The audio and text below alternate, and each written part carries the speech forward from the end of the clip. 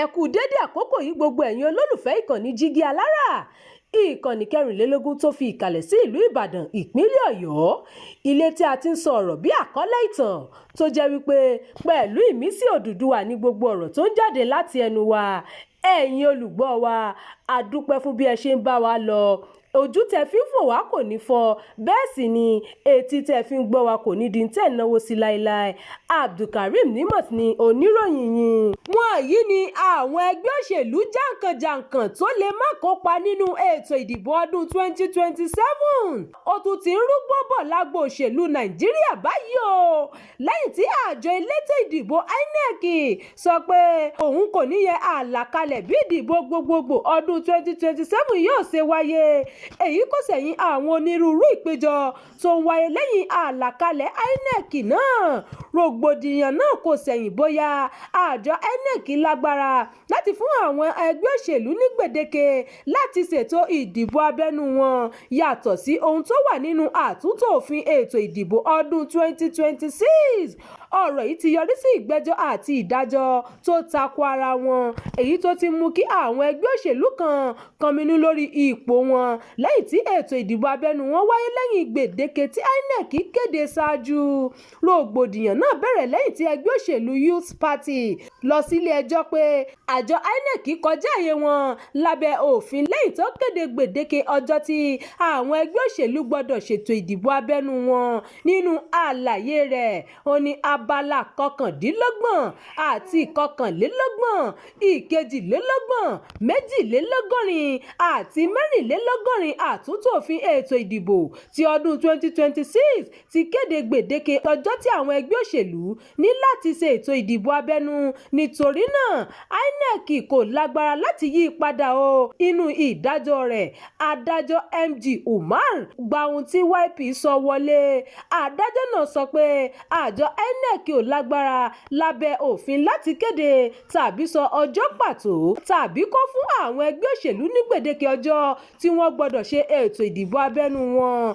Ilé ẹjọ́ ọ̀hún wá wọ́gilé àtúntò tí àjọ INEC ṣe sí àsìkò tí àwọn ẹgbẹ́ òṣèlú gbọ́dọ̀ parí gbogbo ètò ìdìbò abẹ́nú wọn.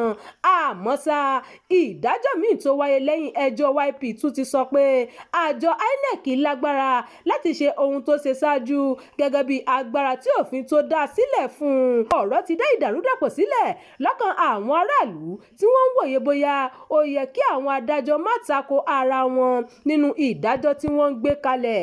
Ọ̀pọ̀ èèyàn ló ti ń wòye ohun tí yóò ṣẹlẹ̀ sí àwọn ẹgbẹ́ òṣèlú tó ti ṣètò ìdìbò abẹ́nú wọn lẹ́yìn 30 oṣù karùn-ún ọdún 2026.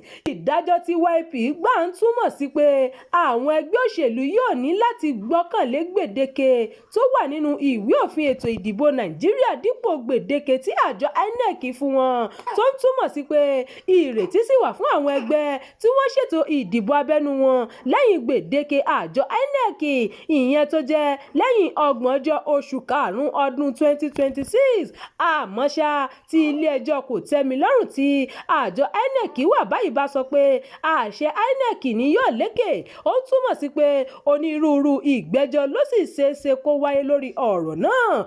Wàyí o, àwọn onímọ̀ ti sọ pé onírúurú ìgbẹ́jọ́ wọ̀nyí lè ṣàkóbá fún ètò tí INEC ti ṣe sílẹ̀ fún ìdìbò ọdún 2027. Àwọn ẹgbẹ́ òṣèlú tí ọ̀rọ̀ yìí lè ṣàkóbá fún ni àkọ́kọ́ nínú àwọn ẹgbẹ́ òṣèlú yìí ni African Democratic Congress ADC, tí ìgbìmọ̀ rẹ̀ sọ pé wọ́n gbọ́dọ̀ tún ètò ìdìbò abẹ́nú wọn ṣe. Ọ̀rọ̀ yìí yọ àwọn ẹgbẹ́ òṣèlú ńláńlá bíi All Progressives Congress APC, People's Democratic Party PDP àti Nigeria Democratic Congress NDC sílẹ̀ látàrí pé wọ́n tètè ṣe ètò ìdìbò abẹ́nú wọn ṣáájú gbèdéke INEC ọ̀hún.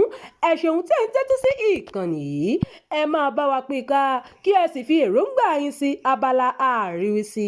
Jígí Alára. Bàbá ló gudu. Èmi ní kí n wá ṣàlàyé fún yín pé àwa ti ń lọ ni. Èmi àti ìyàwó mi a ti ń lọ. Òun ni wá ṣàlàyé fún yín. Ó ti jáde bàtà bàbá mi ni. Bàtà bàbá. A retí láti ìjọ ẹ̀. Ṣé ti pín ogún bàbá yín? Ọ̀rọ̀ pé wọ́n pín ogún bàbá mi kó wà ní bàtà bàbá mi tó fẹ́ ṣò ní Jígí Alára TV. Ó ti jáde sórí YouTube. Ó ní lọ sọ. Ṣé ní pọ́ńṣẹ́ ní gbogbo ẹ̀ gbogbo aláyé.